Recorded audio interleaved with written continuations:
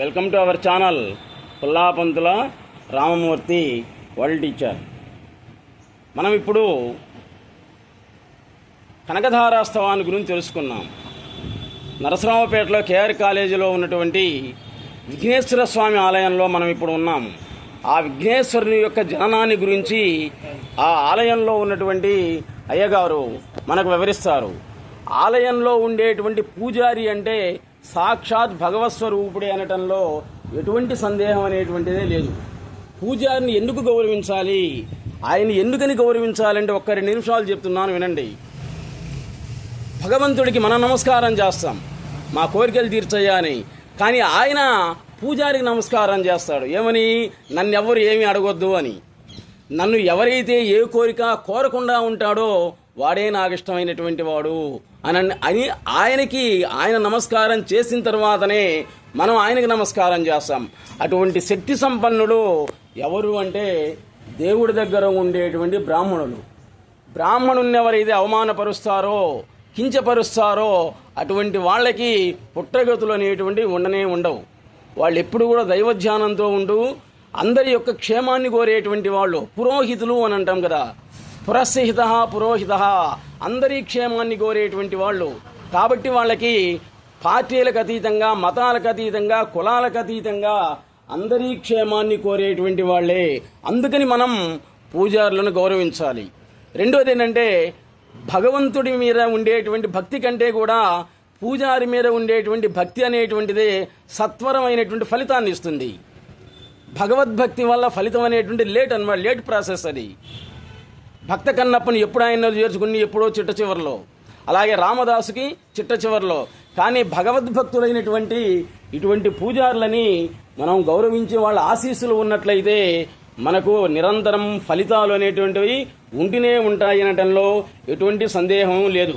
ఇప్పుడు వినాయక స్వామి విఘ్నేశ్వరుడు చివరికి ఆది దంపతులైన పార్వతీ పరమేశ్వరులే ముందు ఆయన్ని పూజిస్తారు. చూడండి, ఆయన్ని పూజించిన తరువాతనే వాళ్ళు పూజా విధానం అనేటువంటి చేస్తారనమాట.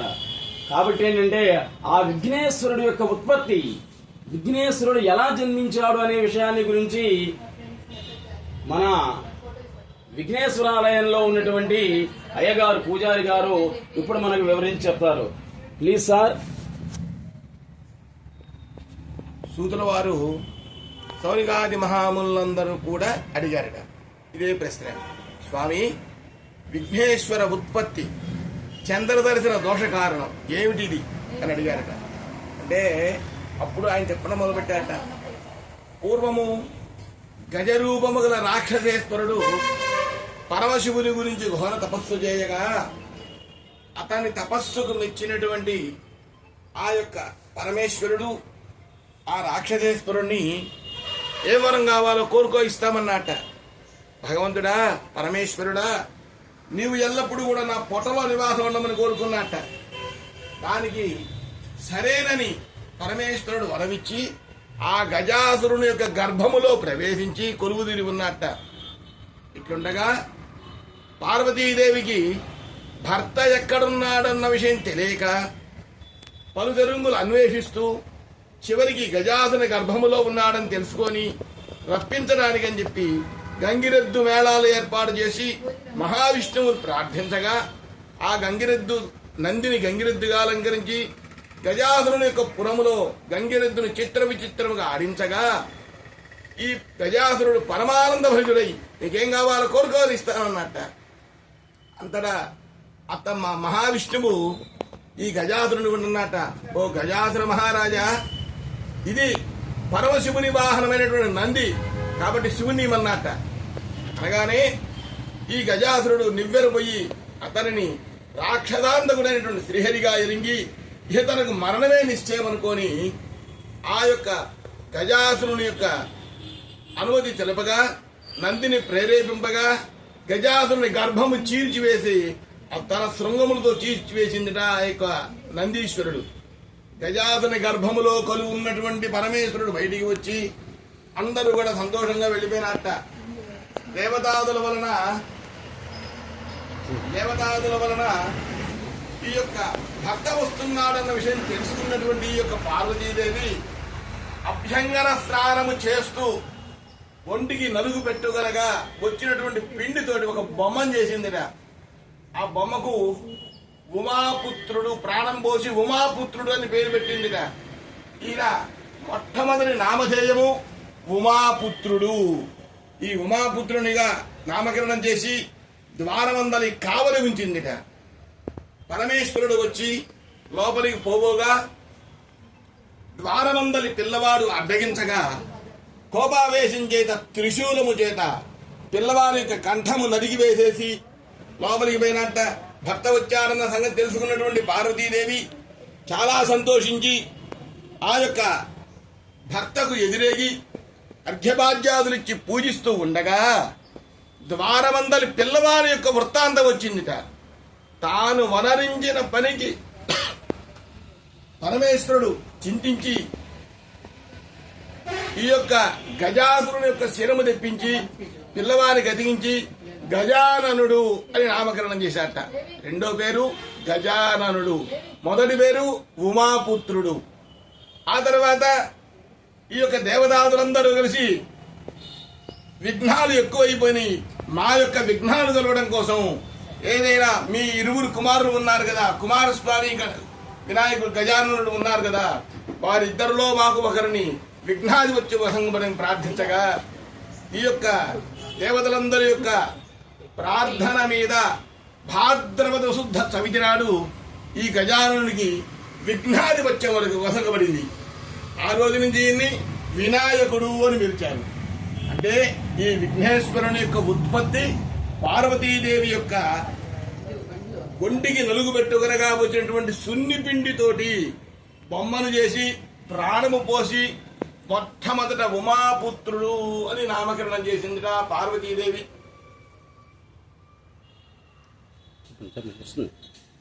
ఉమాపుత్రుడు అని నామకరణం చేసిందిట. ఆ తరువాత గజాననుడైనాడు. గజశిరస్సు ధరించడం వల్ల గజానుడైనాడు. విఘ్నాధిపత్యం సంగపడడం వల్ల విఘ్నేశ్వరుడైనాడట. ఈ విధంగా లోకములో ఉన్నటువంటి సకల విఘ్నాలు తొలగిపోవడానికి మూల కారణమైనటువంటి ఈ విఘ్నాధిపతి విఘ్ననాయకుడైనాడు. కాబట్టి మనం అందరం కూడా విఘ్నేశ్వర స్వామి వారికి ఈ యొక్క సకల పూజలు పురస్కారాలు చేసుకుంటూ సకల దేశస్థులు తమ తమ శక్తి కొలది ఈ యొక్క విఘ్నేశ్వరుని ప్రార్థిస్తూ ఉండాలని, ఆ యొక్క విఘ్నేశ్వరుని యొక్క అనుగ్రహం వలన సకల దేశస్థులు, సకల ప్రజలు, సకల ప్రజానీకము అందరూ కూడా చక్కగా చల్లగా సుభిక్షంగా సకల సస్యాభివృద్ధి కలిగి ఎటువంటి విఘ్నాలు లేకుండా ఉండాలని ఆ యొక్క విఘ్నేశ్వరుని మనసారా ప్రార్థిస్తూ స్వామివారికి సెలవు తీసుకుంటున్నాం. విఘ్నేశ్వరుని యొక్క ఉత్పత్తిని గురించి మన గురువు గారు స్వామి పేరు స్వామి మేళ్ల చెరువు సాంబశివ శాస్త్రి శాస్త్రి గారు చాలా రమ్యంగా వివరించారు. ఆ విఘ్నేశ్వరుడు చివరికి చూడండి, తల్లిదండ్రులే ఆయన పూజ చేయాలి ముందు. పార్వతీ పరమేశ్వరులు కూడా ముందు ఆయన్ని పూజించిన తర్వాతనే వాళ్ళ పనులు చేయాలి. ఒక తెలుగు కవి ఆయన యొక్క స్వరూపాన్ని గురించి, పుట్టుపూర్వోత్తరాలను గురించి ఒక చిన్న గేయ రూపంలో చెప్పాడు. నలుగు పిండితో ముద్దను చేసి వాకిట నుంచింది నీ తల్లి పార్వతమ్మ, అభమో శుభము తెలియని నీవు బలి అయిపోతివయా, సూలికి బలివైపోతివయా అని ఒక తెలుగు కవి రాశాడనమాట. పార్వతీదేవి స్నానం చేసుకుంటూ వాకిలి ముందు ఎవరిని కాపలా ఉంచాలి అని ఆలోచించింది. ఆయన ఒంటికి ఉన్న నలుగు పిండితోటి ఒక ముద్దను చేసింది, ప్రాణప్రతిష్ఠ చేసింది, ఒక అందమైనటువంటి పిల్లవాడిగా తయారు చేసింది. ఈ వినాయకుడికి మొట్టమొదట ఏనుగు తొండం ఇవన్నీ లేవు, చాలా అందమైనటువంటి వాడు కుమారస్వామిలాగా అందమైనటువంటి బొమ్మను తయారు చేసింది. ఎందుకు తయారు చేసిందో ఆమె ఇష్టం, అది జగన్మాత ఆమె తయారు చేసుకుందంతే, ప్రాణం పోసింది. అంటే అమ్మవారు ఈ యొక్క మొట్టమొదట ఉత్పన్నమైనటువంటి ఉమాపుత్రునికి మానవ శరీరము, మానవ యొక్క అవయవాలు మొత్తం ఉన్నాయిట. మరి ఇతనికి ఏ ఉద్దేశముతోటి విఘ్నేశ్వర ఉత్పత్తి అయినది అంటే మూషికాసురుడు అనేటటువంటి ఒక రాక్షసుడిని సంహరించడం కోసం అని చెప్పి ఈ యొక్క అతనికి ఉన్నటువంటి వరం ఏమిటంటే బ్రహ్మవరము.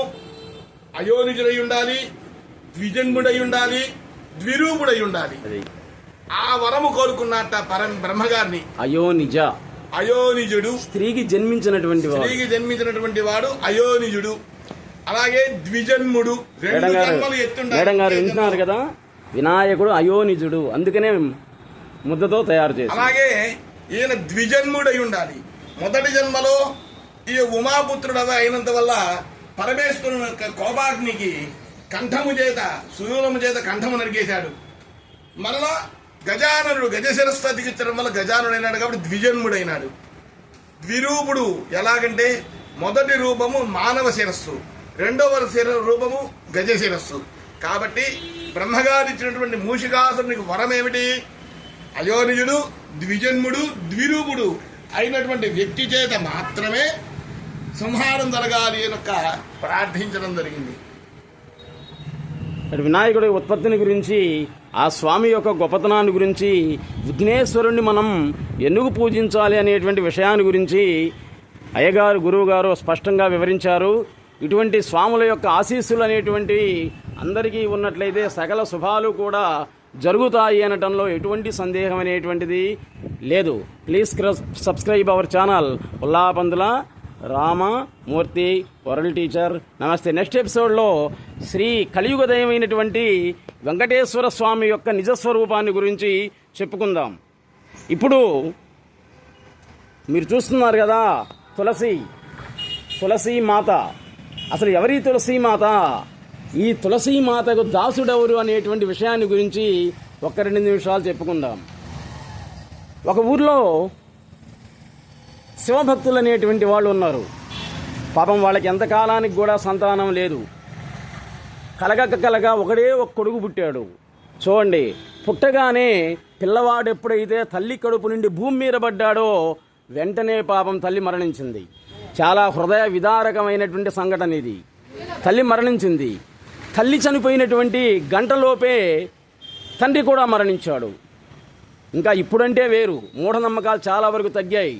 పూర్వకాలంలో రాజుల కాలంలో మూఢనమ్మకాలు ఎక్కువగా ఉండేటువంటి అన్నమాట.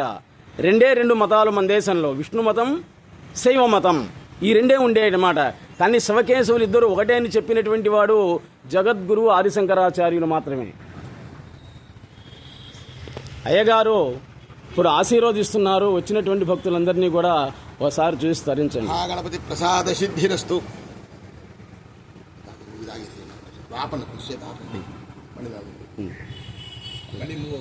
మధ్యలో ఉంది. ఆ పిల్లవాడిని ఇంకందరూ ఏమనుకున్నారంటే నష్టజాతకుడు, తల్లిదండ్రుల యొక్క వినాశనానికే పుట్టాడు అని ఆ పిల్లవాడిని ఎవరు కూడా దగ్గర దిగిలా. పాపం తల్లి తండ్రి ఇద్దరు శవాలు పక్కనే ఉన్నాయి. పిల్లవాడు ఏడుస్తూ ఉన్నాడు. బంధువులు కానీ, స్నేహితులు కానీ, ఊర్లో వాళ్ళు కానీ ఒక్కడు కూడా ఆ పిల్లవాడిని దగ్గరికి దిగలా. అప్పుడే పుట్టినటువంటి పిల్లవాడు ఏడుస్తూ ఉన్నాడు. పైగా మూఢనమ్మకాలు ఎక్కువ అప్పుడు. పైగా వాళ్ళందరూ ఏమన్నారంటే ఈ పిల్లవాడు తల్లిదండ్రుల యొక్క నష్టజాతకుడు కాబట్టి వీడిని తీసుకుపోయి అవతల పెంట దిబ్బల మీద బారేయండి అని చెప్పారు. చూడండి, ఎవరో జ్యోతిష్కుడు చెప్పాడట. అందుకని ఆ పిల్లవాడిని ఏం చేశారు, దిబ్బలల్లో బారేశాడు. పాపం ఆ దిబ్బలల్లో ఏడుస్తూ ఉన్నాడు ఆ పిల్లవాడు. దగ్గరలో ఒక ఆశ్రమం ఉంది. ఆశ్రమంలో ఉండేటువంటి ఆ గురువు యొక్క శిష్యులు యజ్ఞాలు హోమాలు చేయడానికి సమిధులు దర్భలు దానికోసం వచ్చారనమాట. గురువు గారికి పోయి చెప్పారు. గురువుగారు ఆశ్రమం అక్కడ ఆ దిబ్బలలో ఒక పిల్లవాడు ఏడుస్తూ ఉన్నాడు అని చెప్పగానే గురువు యొక్క ఆజ్ఞానుసారం పిల్లవాడిని తీసుకొని వచ్చారు. ఇంకా ఆ పిల్లవాడిని పెంచాడు. చూడండి, తల్లిదండ్రుల పేరు కూడా పెట్టలే ఆ పిల్లవాడికి. జాగ్రత్తగా వినండమ్మా, తల్లిదండ్రులు పేర్లు కూడా పెట్టలే. పుట్టగానే తల్లిదండ్రులు ఇద్దరు చచ్చిపోయారు. ఊర్లో వాళ్ళందరూ తీసిపోయి అవతల దిబ్బలలో బారేశాడు. ఒక గురువు దగ్గరలో ఉండే ఆశ్రమంలో ఉండేటువంటి ఒక గురువు ఆ పిల్లవాడిని పెంచాడు. పిల్లవాడికి 5 సంవత్సరాలు వచ్చాయి. దగ్గరలో తులసి వనం ఉంది. మీరు చూస్తున్నారు కదా, తులసి వనం మొత్తం తులసి చెట్లే అన్నమాట. ఆ తులసి వనానికి రోజు కూడా పూజలు చేయడం మొదలుపెట్టాడు. ఒకసారి గురువు గారు అన్నారు, వరే నువ్వు తులసీదాసుడివి అన్నాడు. చూడండి విచిత్రం, నీవెవరివి అంటే తులసీదాసుడివి అన్నాడు అనమాట. ఇంకంతే, ఆ పేరే సార్థకమైపోయింది. ఆయనే రామచరితమానస్ రాశాడు తులసీదాస్. పెద్దవాడయ్యాడు బాగా. ఇప్పుడంటే డబ్బున్నటువంటి వాడికే పిల్లనిచ్చి పెళ్లి చేసేది. పూర్వకాలంలో అట్లా కాదనమాట. చదువు ఉన్నటువంటి వాడికి, దైవశక్తి కలిగినటువంటి వాళ్ళకి ఇచ్చేటువంటి వాళ్ళు. సరే, బాగా ధనం ఉన్నటువంటి ఒకతని ఒకగానొక కూతురు. అమ్మాయినిచ్చి వివాహం చేశాడు. ఎవరికి? ఈ తులసీదాస్కి. అతిలోక సౌందర్యవతి. తులసీదాసు యొక్క భార్య అతిలోక సౌందర్యవతి. నిరతాన్నదానం. ఆ ఇంట్లో అన్నదానం లేదు అనేది లేదనమాట. ఎన్ని లక్షల మంది వచ్చినా కానీ భోజనాలు ఉన్నాయి. ఎందుకని? మామగారు ఆస్తి కూడా బాగొచ్చింది కాబట్టి. చివరికి మొత్తం అయిపోయింది. అతిదాన బలం హంతి అతి గర్విత రావణ అతి రూపవతి సీత అతి సర్వత్ర వర్జయేత్. దానం చేయొచ్చు, కానీ అతిగా దాన ధర్మాలు చేసినా ప్రమాదమే. అందులోని వామనావతారంలో వచ్చి పాతాళ లోకాన్ని దొక్కాడు బలిచక్రవర్తిని. అన్నీ లిమిట్గా ఉండాలి, కానీ ఏది కూడా అతిగా ఉండకూడదు అనే దానికి తులసీదాసు యొక్క చరిత్రే మనకు ఆదర్శం. వాస్తవం అదే అన్నమాట. కాబట్టి వీళ్ళు అతిగా దాన ధర్మాలు చేశారు. ఆస్తులు మొత్తం కూడా కరిగిపోయాయి. చిట్ట చివరికి పాపం ఒక 100 మంది వచ్చారు భోజనానికి. ఏవి? బియ్యము, కందిపప్పు, చింతపండు ఏమీ లేవు, అన్నీ అయిపోయినాయి. అప్పుడు మహాతల్లి ఆమె ఆ ఊర్లో ఉండేటువంటి మార్వాడి వాడు, జాగ్రత్తగా వినండమ్మా, మార్వాడి వాడి దగ్గరికి వెళ్ళి అడిగిందనమాట ఆమె. స్వామి, మా ఇంట్లో 100 మంది వచ్చారు భోజనానికి, బియ్యం కానీ ఏమీ లేవు, కాబట్టి కొంచెం ఆ బియ్యం కందిపప్పు ఇచ్చినట్లయితే అప్పుగా ఇవ్వండి, మళ్ళీ తర్వాత ఇస్తాము అని చెప్పాడు. కానీ వాడు పైకి ఎలా అయితే మహాభక్తుల్లాగా పెద్ద విభూతి రేఖలు పూసుకొని పెద్ద పెద్ద బొట్టు పెట్టుకొని కనిపిస్తున్నాడు. పైకి భక్తుడే, లోపల దుర్మార్గుడు. అది బయటికి కనిపించేటువంటి ఆకారాన్ని బట్టి నమ్మటానికి లేదన్నమాట. వాడి యొక్క దుర్మార్గాన్ని తెలుసుకోలేకపోయింది ఆ మహాతల్లి. వాడేం చేశాడు? ఇచ్చాడు. ఓ 4-5 బస్తాలు బియ్యము, కందిపప్పు, చింతపండు అంతా ఇచ్చాడు. చివరికి ఏమన్నాడు తెలుసా? నువ్వు నాకేం ఇవ్వాల్సిన పనిలే, సాయంత్రానికి, స్వామి జాగ్రత్త విన తులసీదాసుది, సాయంత్రానికి నువ్వు మా ఇంటికి రావాలన్నాడు. అటువంటి దుర్మార్గుడు. ఆమె యొక్క బాహ్య సౌందర్యాన్ని చూసి సాయంత్రానికి రావాలన్నాడు. ఇవేం చేయాలో అర్థం కాలే. సరేలేమని మాట ఇచ్చింది. ఇంకా ఇంటికి వచ్చిన తర్వాత అన్నం వండి పెట్టింది. 100 మంది తిని వెళ్ళిపోయారు. వెళ్ళిపోయిన తర్వాత ఏడుస్తూ ఉంది పాపం. భర్త అడిగాడు తులసీదాస్, ఏంటి ఏడుస్తున్నావు అని అడిగాడు. విషయం చెప్పిందనమాట. మార్వాడి దగ్గరికి వెళ్ళి ఈ మాట అన్నాడు. చూడండి, అప్పుడు తులసీదాస్ ఏమన్నాడో తెలుసా? ఇచ్చినటువంటి మాట తప్పకూడదు. స్వామి ఏమన్నాడో చూడండి, ఇచ్చినటువంటి మాట తప్పకూడదు, కాబట్టి వాడికి వస్తానని చెప్పావు కదా, వెళ్లాల్సిందే తప్పదన్నాడు అనమాట. చూడండి, విచిత్రమైనటువంటిది అనమాట ఆ విషయం. పైగా భయంకరమైన వర్షం వస్తుంది. ఆ వర్షంలో గొడుగు పట్టుకొని తులసీదాసు భార్యను తీసుకెళ్లాడు మార్వాడి వాడి యొక్క ఇంటి దగ్గరికి. తలుపు కొట్టారు. ఇంకంతే, తలుపు తీశాడు. తీయగానే ఆ వాడు కూడా శ్రీరాముడి యొక్క భక్తుడే. ఈయనెవరు? సాక్షాత్ శ్రీరాముడే. తులసీదాసు సాక్షాత్ శ్రీరాముడే అన్నమాట. ఆ రూపంలో జన్మించాడు. ఆ మహాతల్లి ఎవరు అంటే సాక్షాత్ సీతాదేవి. ఆ రూపంలో జన్మించారు. ఇద్దరు మానవ రూపంలో జన్మించారు. కానీ వాడికి తెలియదు ఆ విషయం. ఎప్పుడైతే తలుపు తీశాడో ఆశ్చర్యపోయాడు. భర్తే గొడుగు పట్టుకొని రావటం, భర్తే గొడుగు పట్టుకొని భార్యను తీసుకొని రావడం ఎక్కడైనా జరుగుతుందా చూసి ఆశ్చర్యపోయాడనమాట. ఆశ్చర్యపోయి ఏం చేయాలో అర్థం కాలే. వెంటనే ఎప్పుడైతే ఆ తులసీదాసు ఈమె ఆ గొడుగు తీసి గొడుగు ముడిచే